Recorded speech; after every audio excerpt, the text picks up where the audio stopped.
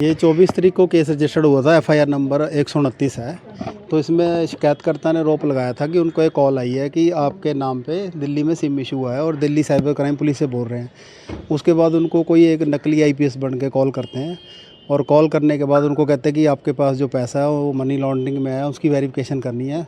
तो उनको एक अकाउंट नंबर देते हैं, जो अकाउंट नंबर IDFC बैंक सूरत ब्रांच का था। तो वो जैसे ही 16/10 को वो पैसे जमा कराते हैं 2:49 पे, तो वेरी सेम डे ये अमाउंट आगे 77 अकाउंट्स में ट्रांसफ़र हो जाती है। उनमें से एक ब्रांच थी रुपाना ब्रांच मुक्तसर में। वहाँ पे HDFC का अकाउंट था। जब हमने वहाँ जाके रुपाना में मैनेजर साहब के पास बैठे और CCTV फुटेज देखी, अकाउंट होल्डर देखा, तो वो अकाउंट सुमन रानी के नाम पे था। वो सुमन रानी के नाम पे 3 चेक्स अलग सेम डे जैसे ही शिकायतकर्ता ने पैसे जमा कराए तो 4:30 बजे कैश हो रहे थे। तो उस बारे में हमने मैनेजर साहब से पूछा, CCTV फुटेज के लिए कहा, फिर उन्होंने हमें अरेंज करा के दी। अब CCTV फुटेज में आया कि वहाँ पे एक लड़का मुकेश है, जिसको हमने ऑलरेडी अरेस्ट कर लिया है, वो कैश लेके गया है। उसके बाद हमने मैनेजर साहब से पूछा तो उन्होंने कहा कि जो सुमन रानी है वो बैंक में आई थी, एक लेडी वहाँ पे एक जेंट्स के साथ आई थी।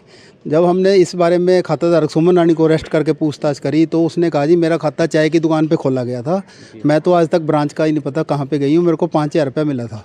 तो उससे हमने रिकवरी कर ली, अरेस्ट करके उसको जुडिशल भेज दिया है। उसके बाद सर उसने वहाँ पे हमें निशानदेही कराई जहाँ से उसने सिम खरीदा था। जो सिम है वो मुकेश ने ही खरीद के दिए थे और इसी तरह उसने 5 खाते खुलाए थे रुपाना ब्रांच में। और सारी जो अमाउंट्स है फ्रॉड की अलग अलग मतलब कि स्टेट से जो कंप्लेंट्स आई हैं, रुपाना ब्रांच में सारे चेक कैश हुए और सारे ये चेक्स पे ऊपर मैनेजर साहब ने उन पे विश्वास करके भर के सारी अमाउंट मैनेजर साहब ने उसको हैंड ओवर कर दिया है। तो मिली भगत जो है इसमें बैंक मैनेजर साहब की देखो कॉल डिटेल अक्यूज़ के साथ रेगुलर है। जिस दिन पैसे निकले उसके बाद भी कॉल डिटेल्स हैं और पहले भी अक्सर उनसे बातचीत करते रहते हैं। तो अभी वो इन्वेस्टिगेशन चल रही है। CDR भी आई है हमारे पास जिसमें ये मैक्सिमम कॉल्स कर रहे हैं ड्यूरिंग द ट्रांजैक्शन।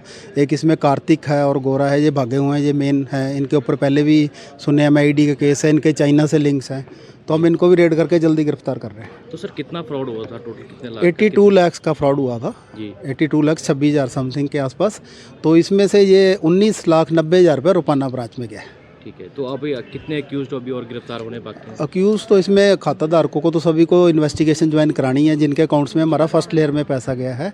तो अभी इसमें हमने ये तीसरी अरेस्ट है और इसमें हमने दोबारा से मुकेश ने जो हमारे से गुमराह किया है तो उसका हमने दोबारा से प्रोटेक्शन वारंट लगाया। जज साहब ने हमारी एप्लीकेशन को एक्सेप्ट कर लिया है और परसों को हम उसको दोबारा रिमांड पे ले रहे हैं। ठीक है, तो अभी जो बैंक मैनेजर है पूरा क्या नाम क्या है इनका? प्रीत इंदर जी है नाम और ये बैंक में HDFC में पिछले 8-9 महीने से काम कर रहे हैं। ठीक है जी। तो जो भी चेक्स हुए हैं जितने भी इस अकाउंट से सेल्फ के द्वारा निकले हैं, सुमन रानी के हैं या कोई और कंप्लेनेंट्स के हैं, सभी चेक्स मैनेजर साहब ने ही फिल किए हैं। और सभी चेक्स में मॉडस ऑपरेंडी सेम थी कि एक दिन के अंदर 3 अलग अलग अमाउंट भर के सेम टाइम पे निकाले गए हैं, जबकि चेक तो एक में भी अमाउंट भरी जा सकती थी जी। तो इस क्वेश्चन पे हमने जवाब दिया तो मैनेजर साहब ने उसमें कुछ बताया नहीं है। उन्होंने कहा कोर्ट में पेश किया सर? कोर्ट में पेश किया तो हमने रिमांड 3 दिन का मांगा था, जज साहब ने हमें 2 दिन का रिमांड दे दिया है।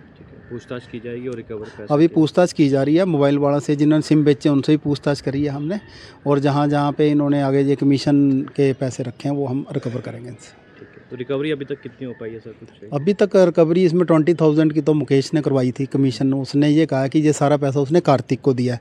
अब मैनेजर साहब और इनकी आमने सामने पूछताछ करवानी है। ये जो नकली लेडी उन्होंने सुमन रानी बना के बैंक में आई थी वो कौन है, उस लेडी को गिरफ्तार करना है। और जो कैश उसने दोबारा 19,90,000 रुपये इनसे लिया है वो कहाँ दिया है उसके बारे में गहनता से पूछताछ की जाएगी।